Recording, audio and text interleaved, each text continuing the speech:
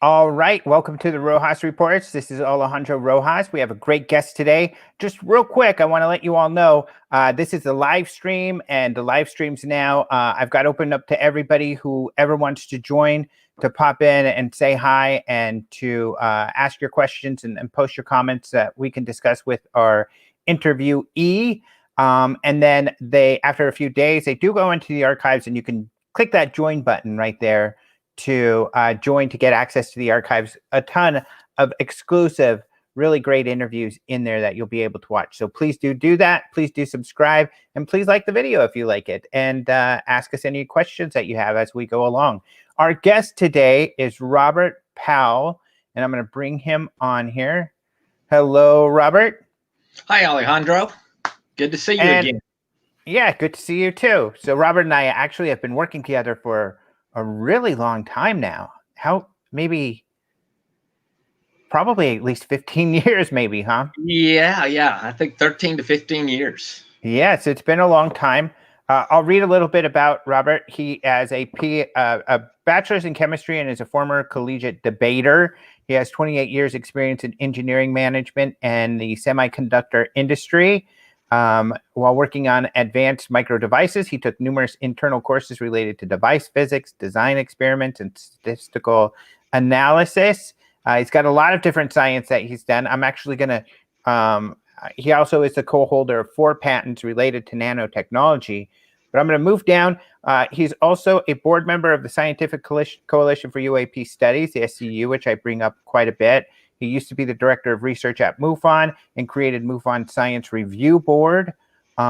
He was a primary investigator of the Stephenville Lights. By far, he co-created the best analysis of that, and then took his great analysis work to apply it to an incident that happened in 2013 at the Aguadilla, Puerto Rico airport, and then also has done a similar kind of report on the Nimitz case. But he's also the co-author of a very important book, which is going to be a lot of what we're going to be talking about here. This book is UFOs and Government, a historical inquiry. Let's see. I don't know if I have it handily available. Maybe I should have. It's huge. I could use it to work out. It's this very big book, but it's very complete and thorough on government documents regarding UFOs. So thanks for joining us, Robert. Well, thanks, Alejandro. Look forward to talking to you today.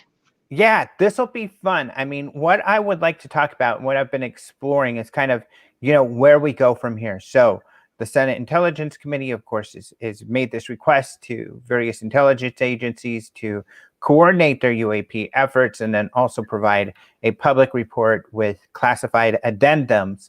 On top of that, the DOD, in at least the most recent answering of questions to, let's see, Stephen Gassel and I think John Greenwald of Black Vault has said, that essentially their work is classified and their results are classified, not indicating they have any intention of sharing public with or information with the public going forward.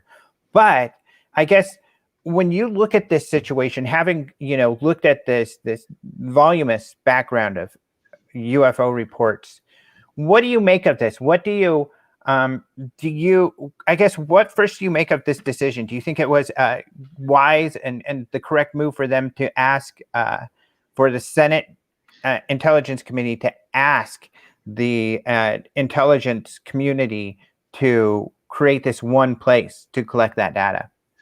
I mean, I think it's a good idea in terms of giving the Senate Intelligence Committee a way to better understand the UAP issue. What we don't know, and we may not know for a year or two, is what exactly will they be told? And since that's all classified, we may never know. I actually looked for past examples from the Senate Intelligence Committee, which was first formed back in 1976. And every example I could find of past cases, everything from issues related to Iraq or to the Vietnam War, etc. You can't. It's still redacted. So I'm not sure what we'll find out when the report's done. Mm-hmm. So you're not sure what this report may look like either.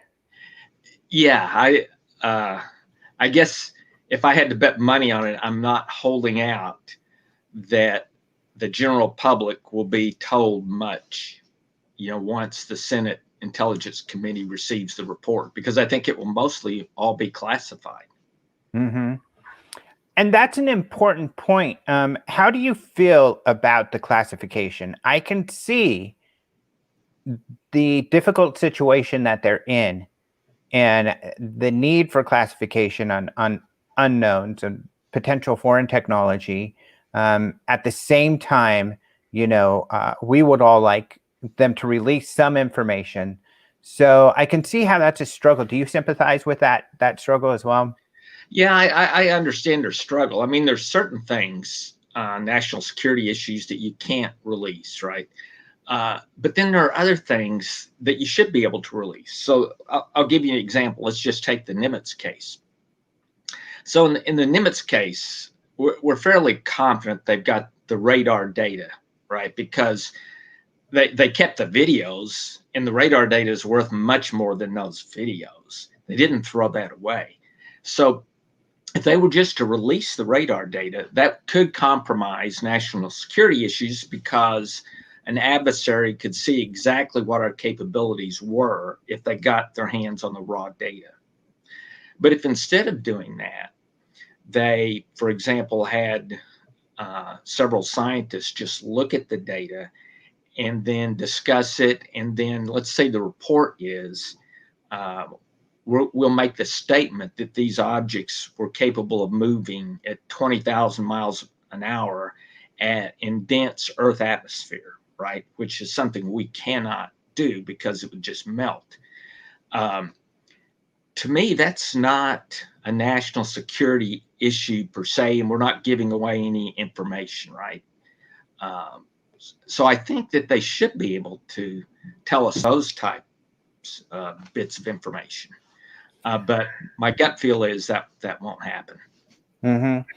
And I mean, along those lines, and justifying that, at least in a Nimitz situation, and correct me if I'm wrong, they've essentially said this is a genuine unknown, that they don't believe it to be Chinese or Russian.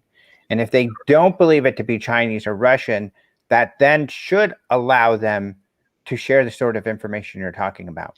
Exactly, because think about that when they say this is truly unknown, right? They've got the radar data. If you've got the radar data, it's hard to say that you don't, it's hard to say it's truly unknown unless it really is. So the question becomes, do they know that there's an object here doing something that's just unexplainable? And to me, if that's the case, they should go ahead and let the American public know. That's my view on it. Mm-hmm.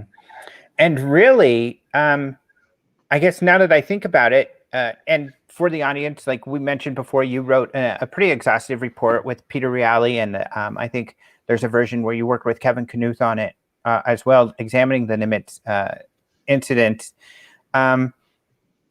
The only official information, I mean, most of what we know is what was revealed by the New York Times, and then, the witnesses coming forward themselves on unidentified, but also other newscasts and other interviews. And then also a leak from George Knapp of an alleged military document written for the military.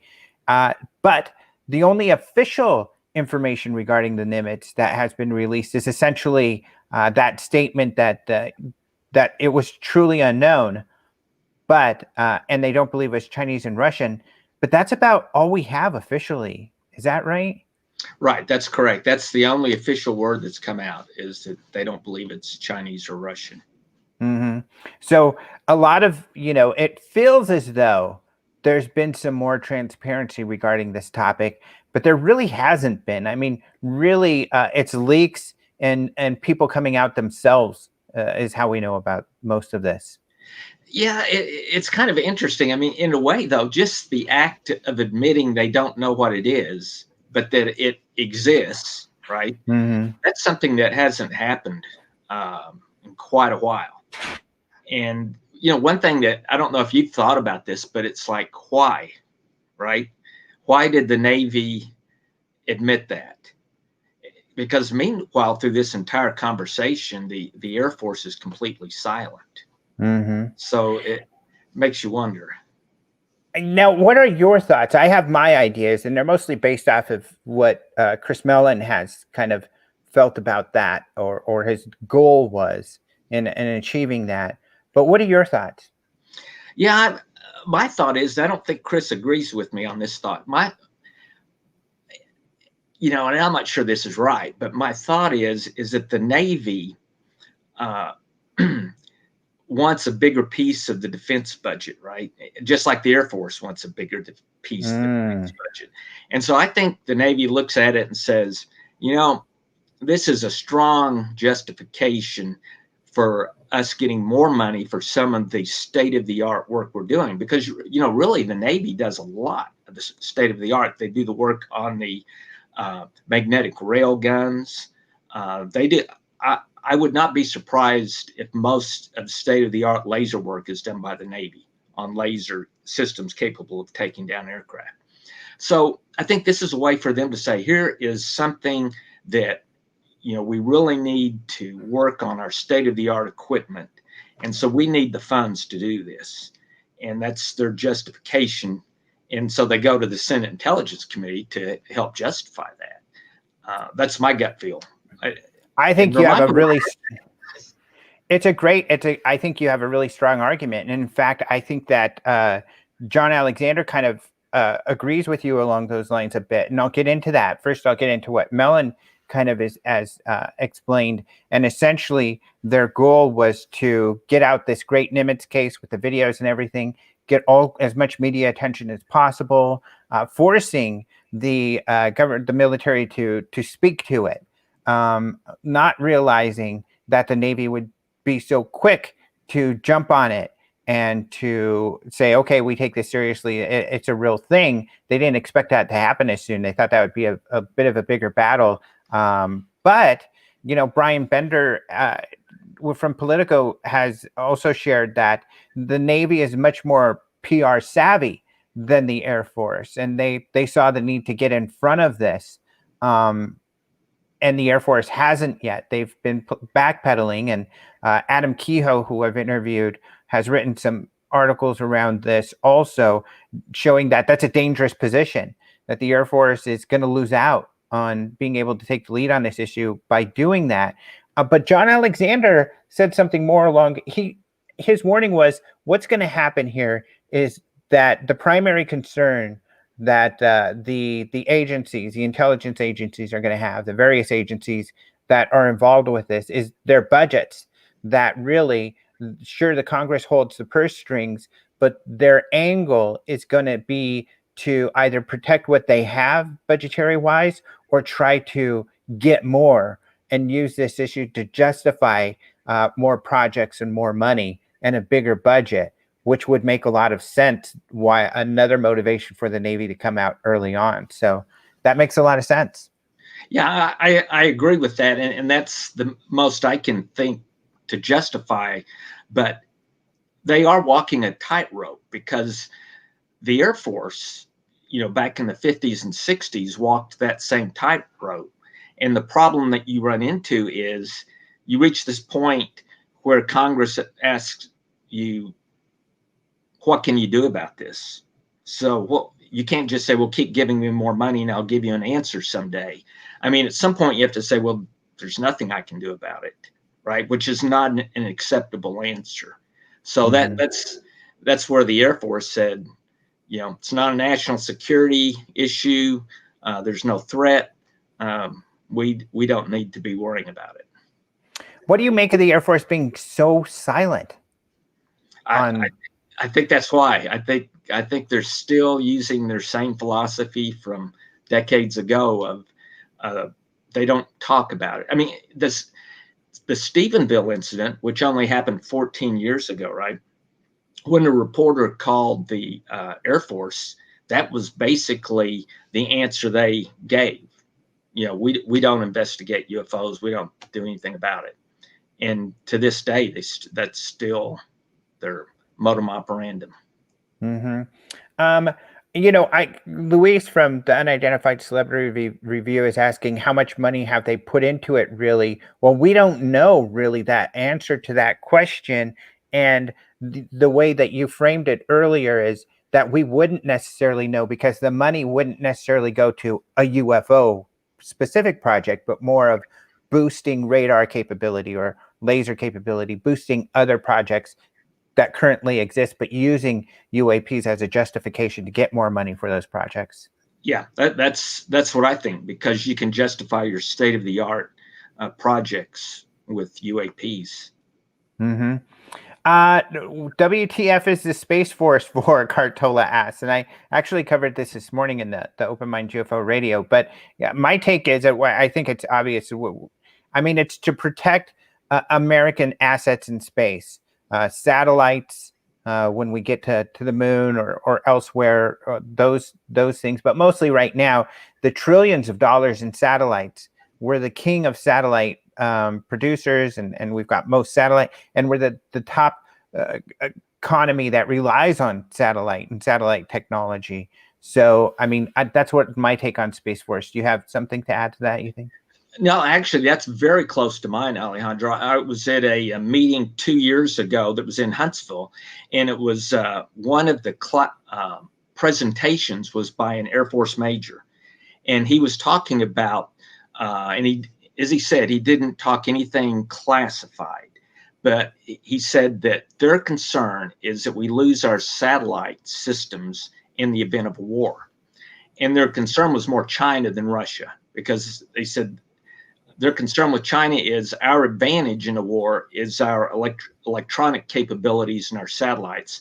If they take those out, then it just becomes a numbers game of how many soldiers can you throw against the other country. And so that's one of their big concerns. And China has been pretty bold about attacking their competitors. In other words, they have state-run, corporations, and that their competitors are private companies in the States, and they've been pretty bold about hacking them or attacking them on other levels. So I think the fear is that they probably would not have any problem taking out some satellites. Right. And, that's a whole nother show probably.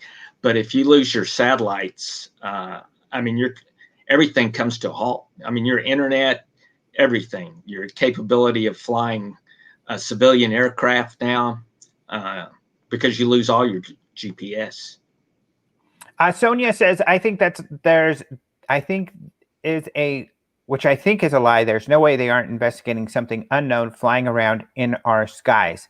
Well, there are some investigations going on, but I guess if this pertains to the Space Force, in a way, she has a point in that the Space Force is observing, what's in the immediate space, and they're watching that closely. So they could have some UAP data, but we don't know if they've done anything with that. I mean, likely they do, right? Right. I mean, by definition, they have to investigate any object that's flying through the atmosphere, right? But especially in near Earth orbit, there is so much junk that the amount of data you have is unbelievable. So you really have to use algorithms where you're looking for your adversary. In other words, you're looking for an ICBM. You're looking for a satellite changing orbital location. You're not looking for something that would suddenly stop or suddenly begins to move, at a speed of 30,000 miles per hour, which is well beyond what any satellite is going to move at. So I understand her point, but I think a lot of that data gets filtered out because it's not a national security issue. A couple of questions. Sonia said, actually, she was talking about the Air Force, and in that respect, she's 100% correct, I would say. And you'd probably agree in that. Although the Air Force says they don't investigate those cases, we have documents that show otherwise. Yes, that's correct. They do investigate those type cases, because really, by definition, any object that's unidentified and you're aware of, you have to investigate. Now, at some point, you may decide, oh, this is one of these crazy, this thing's moving at 40,000 miles an hour. That doesn't make any sense. Discard it, right? So that I can see that happening, but they do have to look at everything they can. Somebody else is asking, if Biden wins, do you think he will disband the Space Force? I don't think so, in that it's already happened. We've already invested so much. But more than that, Brian Bender actually responded to a similar question recently, reminding people it was actually Democrats who first suggested a Space Force or another branch dedicated. Essentially, they swung U.S. Space Command out into its own branch.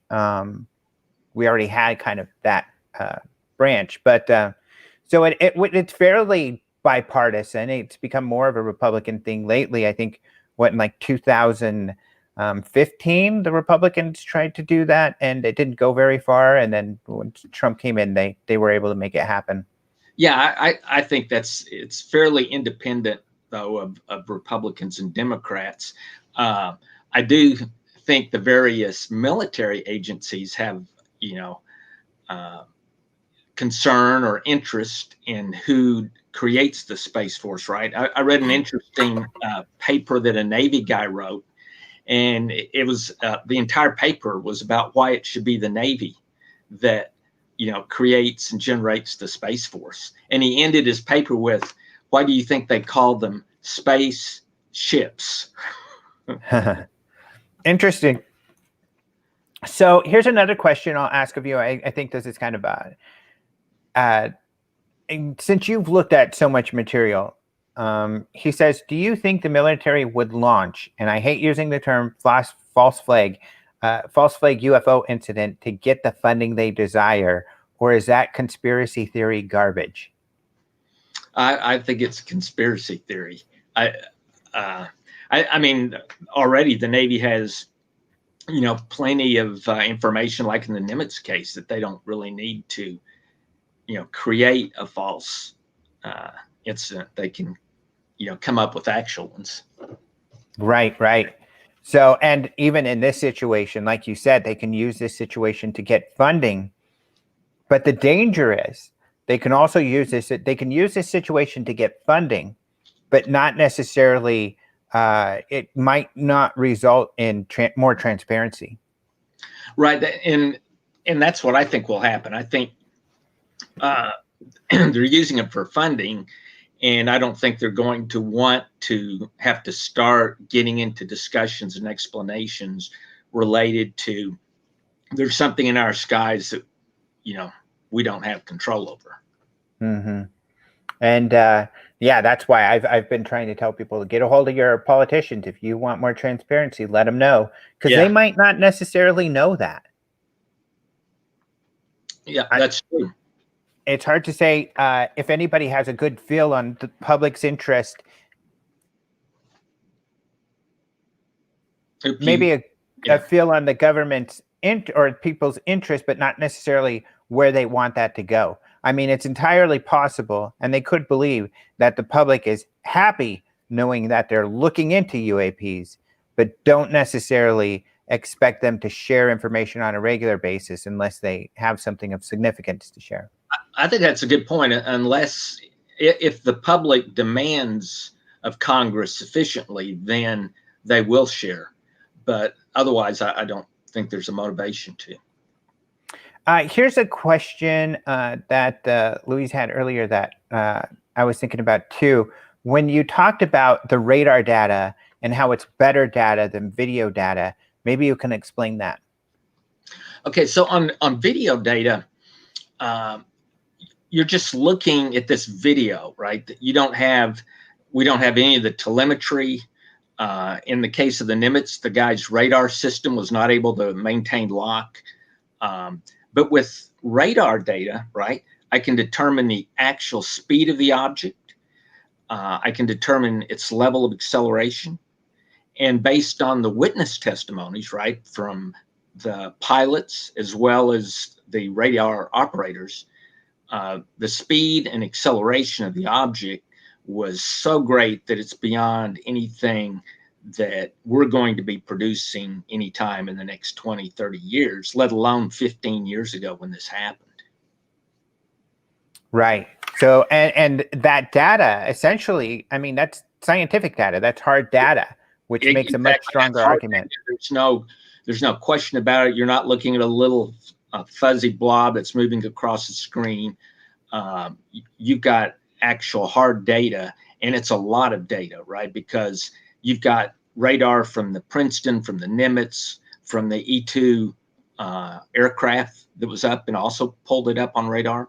So you've got multiple radar sites worth of data, which is really invaluable in terms of looking at this thing. Mm-hmm. You know, getting back to the false flag question, which is pretty conspiratorial, and like you said, it's kind of silly conspiracy. But what's interesting is that, you know, the Navy has come down and said that their investigation resulted in this being classified as unidentified, and I would say they begrudgingly admitted that, because people asked for a long time before they kind of admitted to that. And that's based off of investigation they've done with the data they have. They have radar data. They have a lot more data than we have in the public. So your report on the Nimitz case, you didn't have radar data. You had to rely on witness testimony and the videos and that sort of thing. And some people have accused you all of, you know, that's not scientific data. That's not, you know, hard enough data. That what I see when it comes to those videos, it's birds or balloons or they mistaken a jet or something like that. But that's actually fairly conspiratorial, because what they're essentially saying is the Navy's tricking us, that they had all this data. They had to have known what it was, but instead they're trying to tell us it's unidentified. It's not ours. It's not Chinese or Russian. It seems like those people who, you know, are criticizing you in your report are not considering the Navy had obviously had to have conducted a pretty thorough investigation with a lot of data in their hands. Right. Yeah. So, I mean, there's no doubt in my mind the Navy knows absolutely whether these objects can be explained in any rational way by it being China, Russia, etc. What I thought on the Nimitz case, the most important piece of information, we had 3 examples where we had extreme acceleration. There was the video, there was the testimony of the radar operators, but the most striking in my mind was the testimony from Fravor, who engaged the object, and his backseat pilot. And then the testimony of the plane and the 2 pilots in there, one of whom was lieutenant commander, who were at a totally different angle, and they're watching the same thing that Fravor's watching, right? So you've got 2 different angles, and both of them indicate that this object disappears from sight within 1 to 2 seconds. So you're talking about something you can't explain because of reflection of the sunlight disappearing or anything like that. Because of it. So with that, it's very straightforward using trigonometry to just calculate how fast does an object that's in the range of 40 to 60 feet, how fast does it have to travel in order to disappear from sight in 1 to 2 seconds? If you go to an air show, a jet plane that goes by at Mach 2, you know, if you find one at Mach 2, it's going to take him 8 to 10 seconds before he disappears from your sight. And these disappeared in 1 to 2 seconds. Yeah, wow. And, you know, Kevin Knuth, when he was referring to this report, he also took into consideration, and I forget what he calls it, maybe you'll remember, how wrong can the witness be? Certainly the witness isn't a robot, so he's not going to be able to calculate everything completely accurately. But even if you account for being pretty wrong, Right. one direction or another, you're still looking at some pretty extraordinary speeds. Exactly. And that's what we did. We said, okay, what if it was 1 second? What if it was 2? What if it was 6 seconds? What if these guys were so bad that they confused 1 second with 6 seconds? And the G forces are still beyond what even the aircraft can survive, let alone a pilot. The additional thing is you've got the commander and the lieutenant commander of the squadron. Both of these guys are Naval Academy graduates. So this isn't just any pilot. These are the cream of the U.S. Navy. So if these guys can't tell us that something disappears in 2 seconds, then we've got major problems with the defense of this country. Mm-hmm. Someone is asking, how the hell do these things go so fast? And what your answer is. And I would add to that, how do they go so fast and not create a sonic boom? Right. And it not only not create a sonic boom at the speeds they're moving, they should be a ball of fire. I mean, they're moving at speeds close to meteoric speeds. The only way that I can come up with is that by some method, they're not really interacting with the atmosphere, however they do that, because you don't hear the sonic, but you don't hear a sonic boom. There's no huge airwave as it passes an aircraft or a boat. I mean, at those kind of speeds, there should be an airwave that just knocks you down. And at those type of speeds, no metals we have will even stay solid, because in the lower atmosphere, the temperature it's going to reach, it's going to just melt. So, and become a fireball. So I don't think they interact with the atmosphere. Mm-hmm. And do you have any idea how they may go so fast? No, I mean, it would just be pure speculation on my part, Mm-hmm. trying to figure out, because I don't think anyone can, give a good explanation for that. So all of those things that you explained, when it should be on fire, it should have created a airwave, it should have made a sonic boom. Some people have kind of speculated that perhaps then this was some sort of projection, some sort of technology that can project. What do you make of that theory? We actually considered that theory when we discussed it. The problems with it is, one, the projection clearly shows up on radar, which that's possible, right? You can take a plasma, and plasmas will show up on radar. But normally a plasma is not going to be a distinct point on radar, because it sends the radar beam in all sorts of directions. So you're going to get very poor radar signals, and I don't think you'll be able to isolate where the object is located. So I think that's some of the problem with hologram. Additionally, if it was a hologram, it reacted to Commander Fravor, the pilot, right? Because he was actually engaging the object, and the object reacted to his traveling down. So that means you now have a hologram that you created that knows what the F-18 is doing. And for it to know that, then it's probably using radar. Mm-hmm. Well, if it's using radar, the F-18 would have known there was radar in the area. Same thing with the Princeton or the Nimitz. So, mm-hmm. And you're doing this outdoors, right, in an environment which is not conducive to creating holograms. I mean, you've got a high humidity environment. If we were doing this in a room, then I would say, in a giant auditorium, I'd say, yeah, you could create a hologram that does that. But I don't think so, the way this happened. Mm-hmm. Yeah, and I think what they're thinking of is some sort of radar and visual trickery kind of technology that someone perhaps developed. And which means you also trick the radar systems. Mm-hmm. With the same system that created the hologram, and this was done 15 years ago. Mm-hmm. That's a good point too. 15 years since that had occurred, and some people are arguing that that's what the Roosevelt experienced, was whatever was being used against the Nimitz was used against the Roosevelt, but there was what, a 10-year gap or something like that between those two.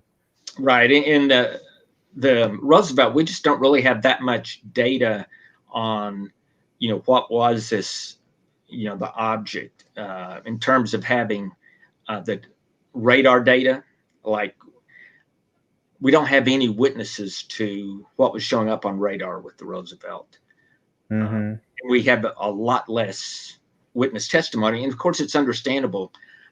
Most of your witnesses are still in the Navy or in the service. So you're not going to be able to get their testimony. Mm-hmm. So it seems as though when it comes to, the coalescing of UAP data, and some people have been curious about this, and I'm actually working on an article on it.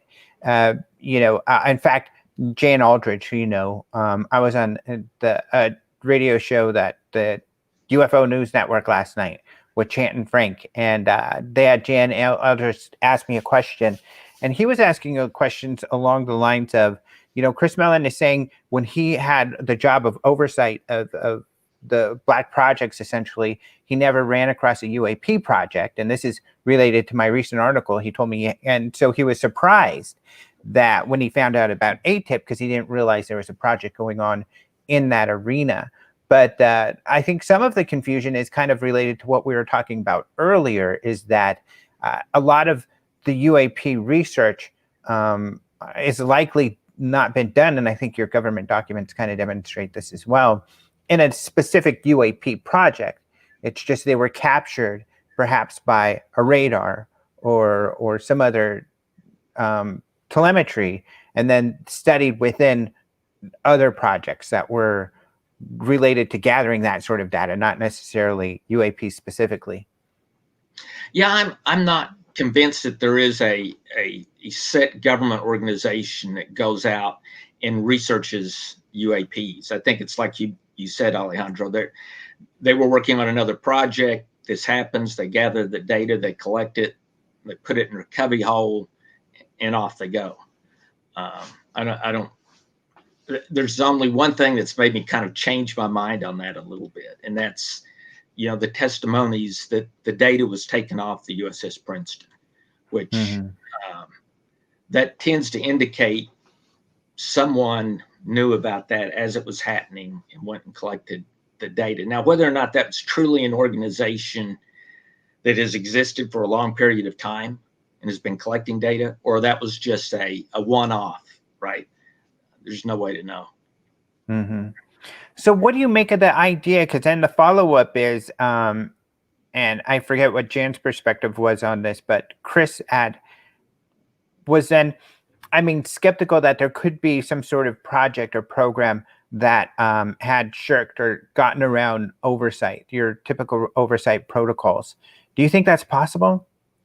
Yeah, I think it's possible for, historically, there have been cases not related to UFOs where organizations got around congressional oversight.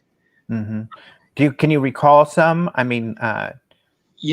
don't know the name of it, but one of them, for example, was the project where the CIA was doing LSD testing on individuals within the United States. That was a project that, there was no congressional oversight. And as a matter of fact, the reason the Senate Select Committee on Intelligence was created, my understanding was to investigate the CIA for instances of foreign assassinations and for spying on American citizens. And that's what kind of got the whole concept of creating a Senate Intelligence Committee that goes out and reviews items like this. But, and if it's discovered there is somebody going around regular oversight, that's pretty big deal, right? That's probably going to be a pretty big story. Yeah, if they're able to discover them or find out about them. Mm-hmm. And my view is, if that agency exists, it wasn't ATIP. I think, right. I think that's well beyond what ATIP was able to do. I think ATIP.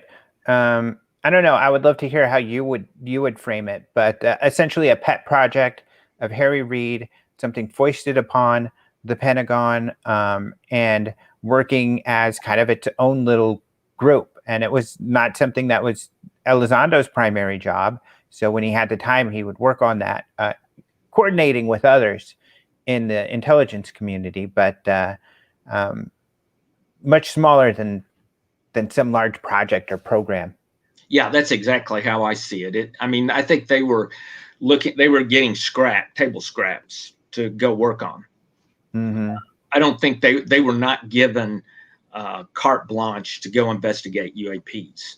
I think the budget they had, 22 million's not very large as budgets go. So, and I mean, you mentioned they were given table scraps, and which I think is probably accurate. But what's interesting about that, and your work, in the book and everything, is probably kind of demonstrated this as well, that, Harry Reid says what you've seen so far is the tip of the iceberg.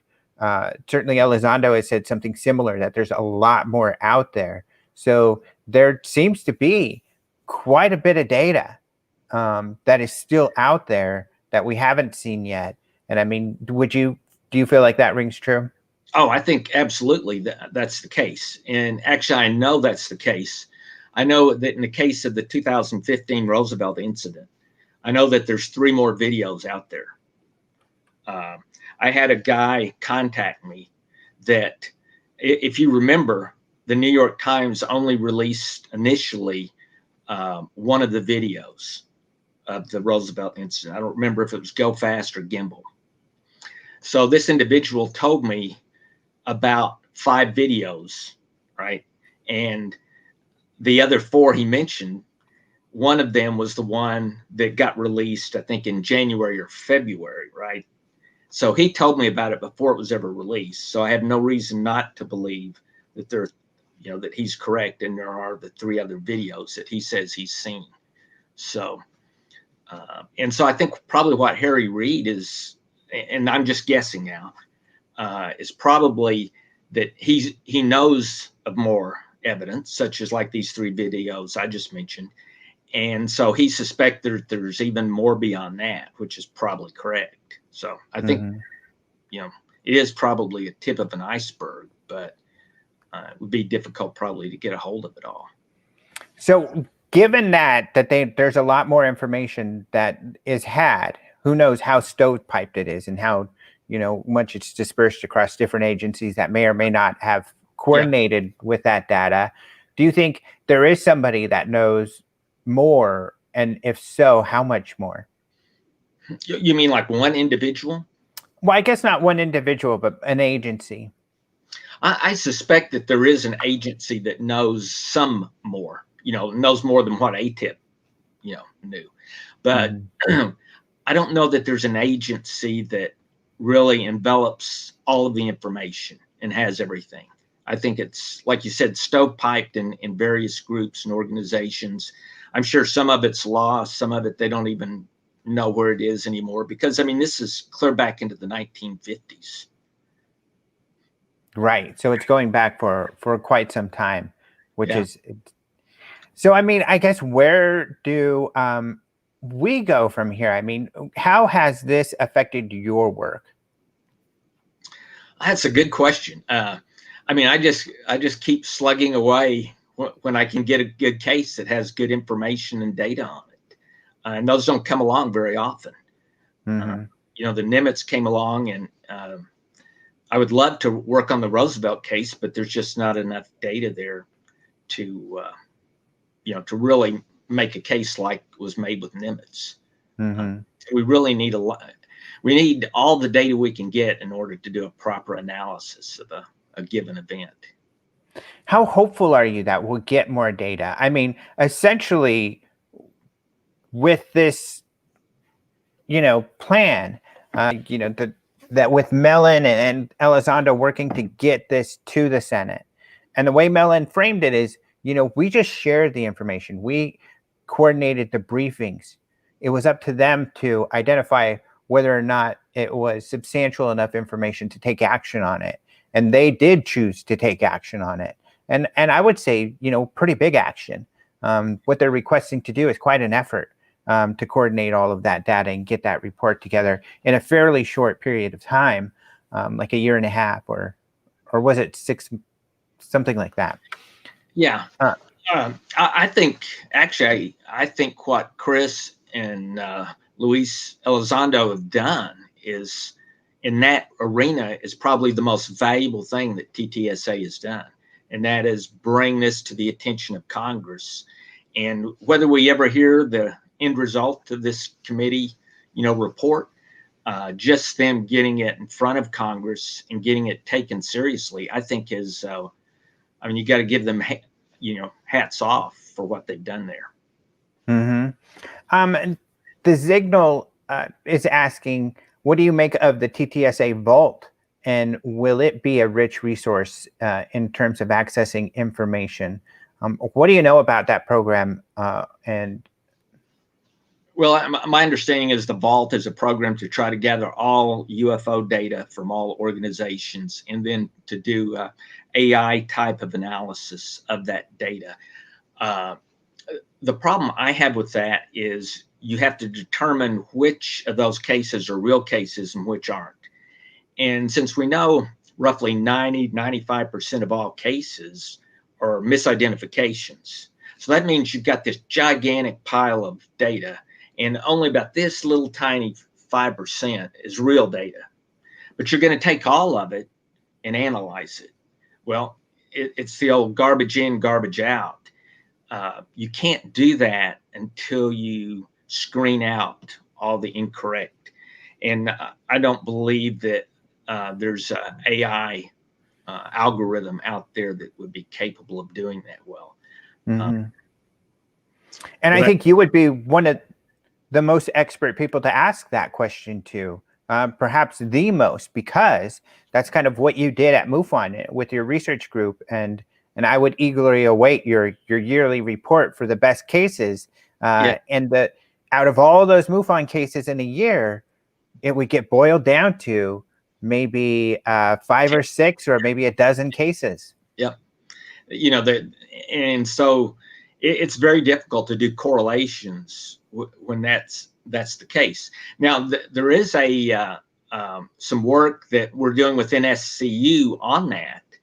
And I think I'll be able to present it at our next conference. And what we're doing, and I don't know if it's going to be successful, but what we're doing is, the same type of AI algorithms that the FBI uses, for example, to figure out if when you're on Facebook, you're a terrorist threat, for example, they look for keywords, right? And so we've done the same thing on UFO reports. We've created a lexicon dictionary of keywords that will help us identify, excuse me, reports that are more likely to be real reports than reports that aren't likely. So we're going to see if that is one way to get rid of the garbage so that you can analyze it. Mm-hmm. Which is so important. And it's one of the things that I think the media doesn't get, but a lot of people don't get. Why aren't you looking at correlations? Why aren't you looking at the data to figure out trends and things like that? But the data is so tainted that it takes a lot of work to filter out and figure out what's the best data. And even at MUFON, when you would do that, let's say you came up with when you're 10 cases, that doesn't include typically the sort of data that like the government would have, radar data. In some cases it would, but not always. Sometimes it's purely anecdotal. Right. Yeah. The data was usually anecdotal.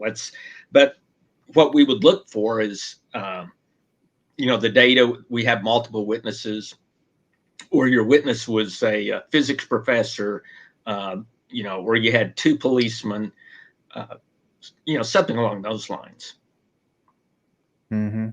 Yeah, the daily UFO. I used to write daily UFO stories. That is true, and especially MUFON reports. Someone just mentioned, but unfortunately, I don't have the time to do that anymore. That'd be nice to get back to that.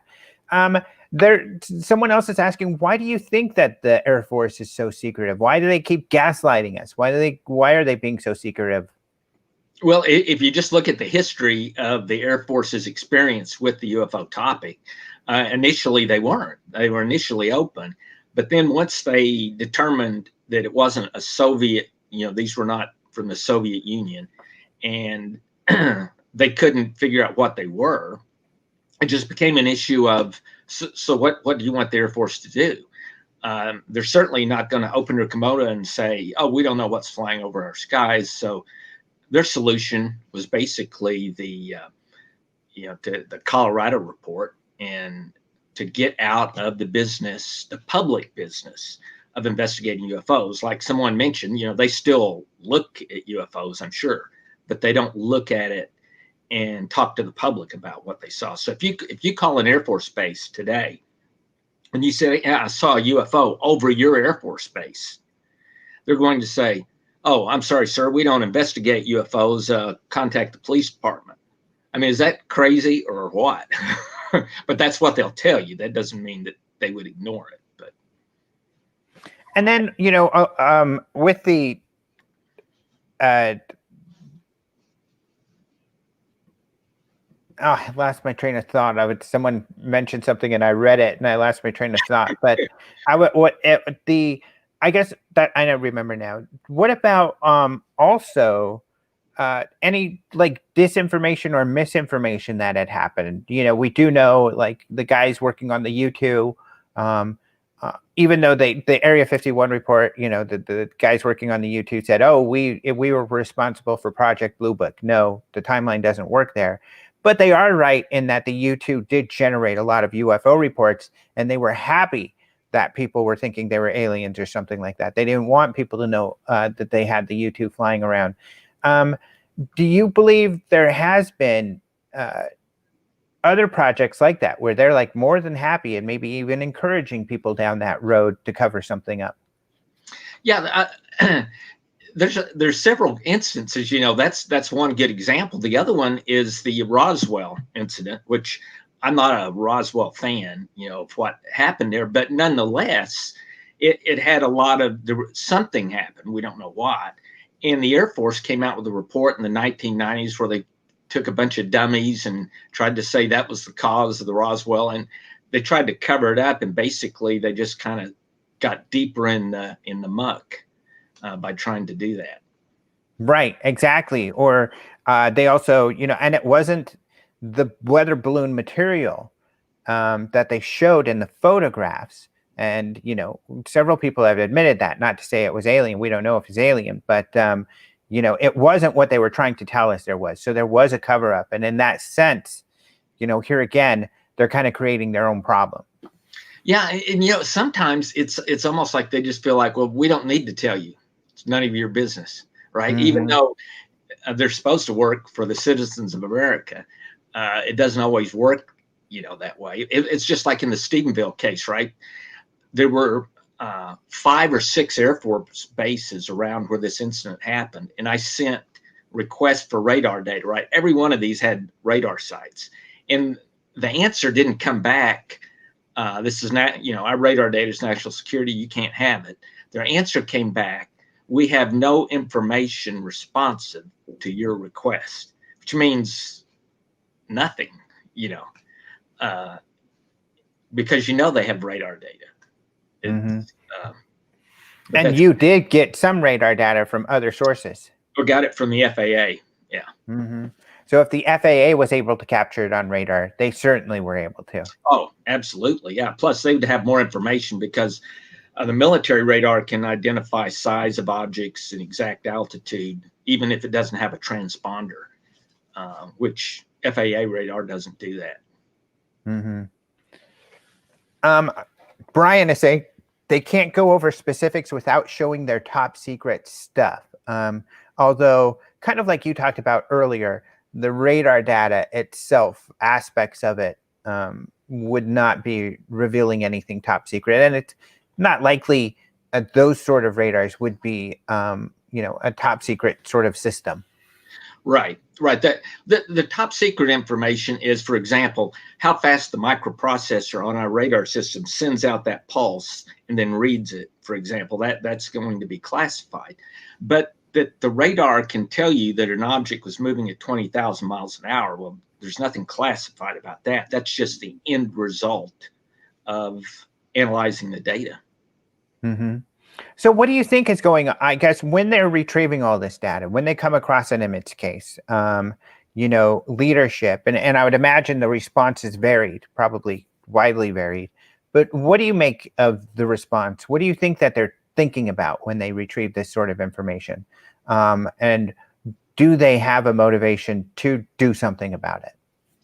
Well, in the case of the USS Princeton, where someone comes on board and retrieves the data, there had to be a reason. I mean, there had to be an organization somewhere, because it happened the night of the event, right? So it was very rapid.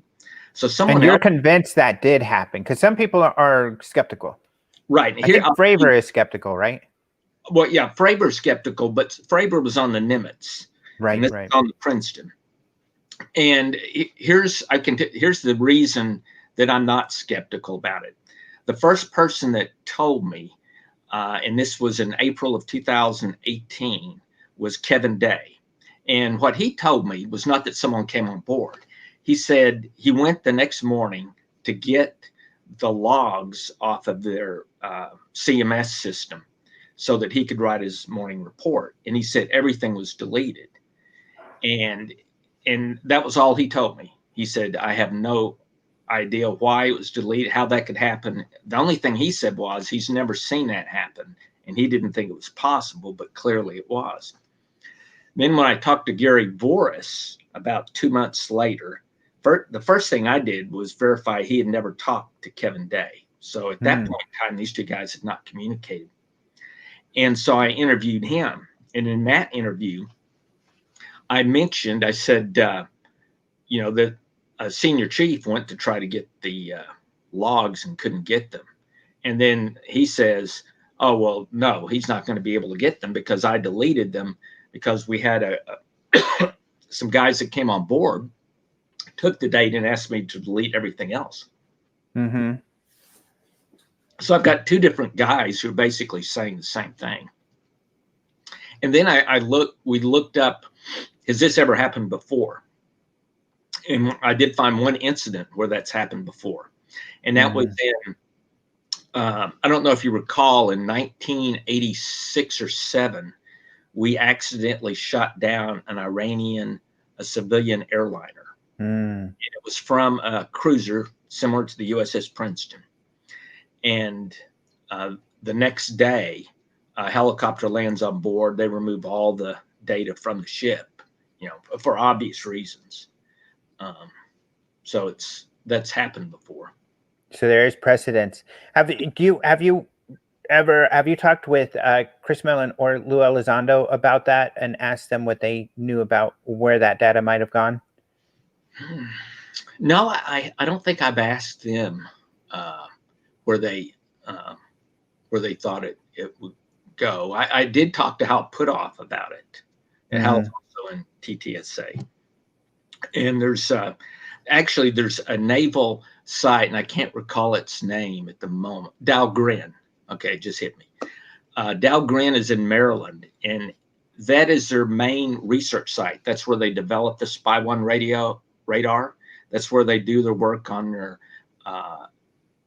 magnetic rail guns. That's where they do their laser work. It's like their version of Area 51, but it's not. It's a different type. It's a R&D. There's over 5,000 people that work there. A good percentage of them are civilian scientists. So that's where the data, I think, would have gone. And Hal agreed. And he talked to some people there, and they said they would try to get him the data, but nothing ever came of it. So I guess he was. Every time I've asked him, he hasn't been successful. So.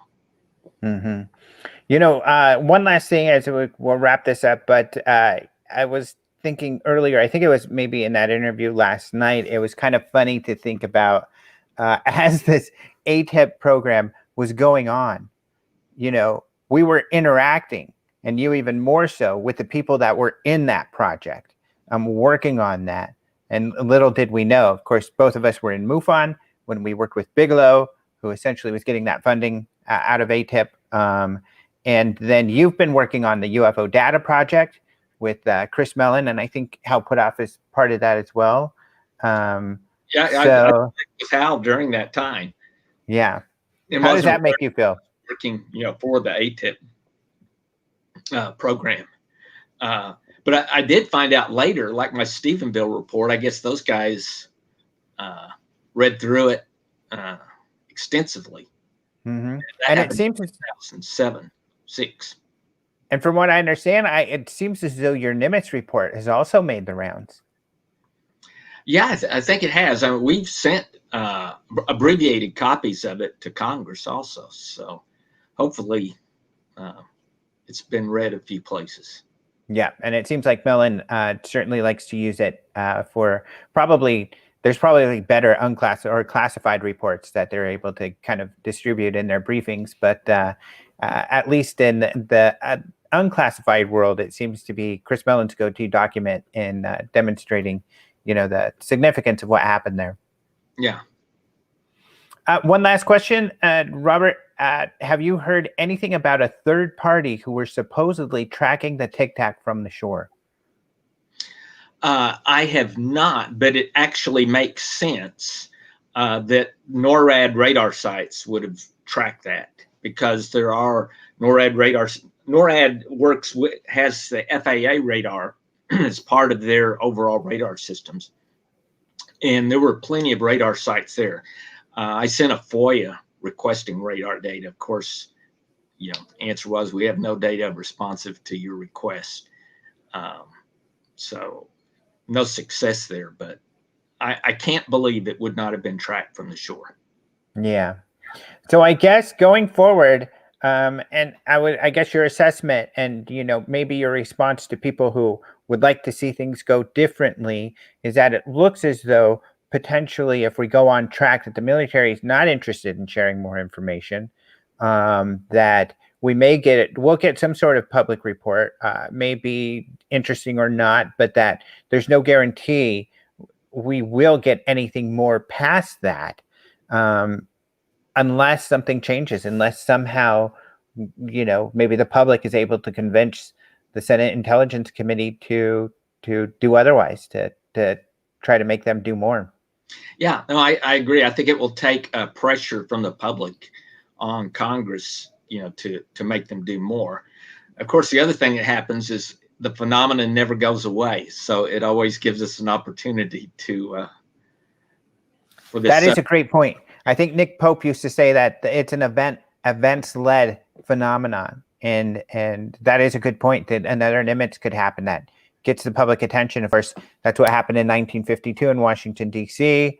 The public really got interested in that case, and that helped. That's actually what helped keep Project Blue Book going. But those sort of events. And I guess the other good thing, though, I guess something is, at least now we have a place to go to. At least now we can say, we even from here into the future, we can always continue to ask for more information, because now it's on the record that they take it seriously. And there's even someone to petition for this information, the UAP task force. So there's a place that has that information. Now we know where it is. We've just got to try to get them to open up and get some information out, which I think that's possible, though. Don't you? I agree. If there was one thing that I wish the national media would do, is quit asking about the video and just make the argument and say, okay, you guys kept the video. You didn't throw away the radar data now, did you? So tell us, what did the radar data tell you? You don't have to tell us, the national security parts of the radar data, but what did it tell you? Did it, what was the speed? What was the acceleration of these objects? I mean, yeah, because it tell us that. Yeah, it obviously supported their case that these were unidentified. They weren't ours. They weren't Chinese or Russians. But what about that data made them go to that conclusion? Right. Yeah, really interesting. All right. Well, thank you so much. I agree with you. The media has not really dived into the important details.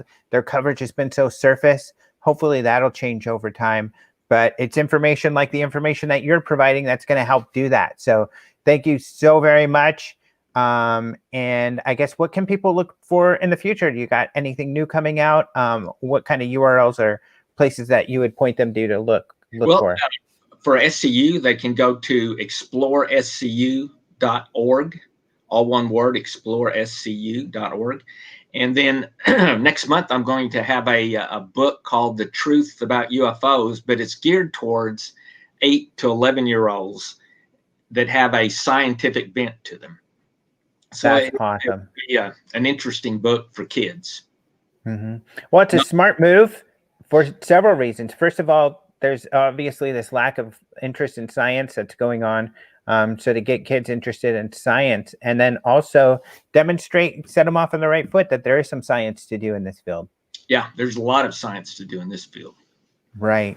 So thank you so much. People are thanking you, saying they love the interview. I did as well. I always do. Thank you so much for coming on again, and we'll talk to you soon. All right. Thanks, Alejandro. Good to see you again. All right. And thank you to the audience. Thank you all so much for being here. And for those of you who didn't catch us live, hopefully you'll catch this on the replay. And remember, it'll be free for a few days, and then it'll go into the archive. So thank you all so very much. Everyone have a lovely Halloween. Bye-bye. Bye.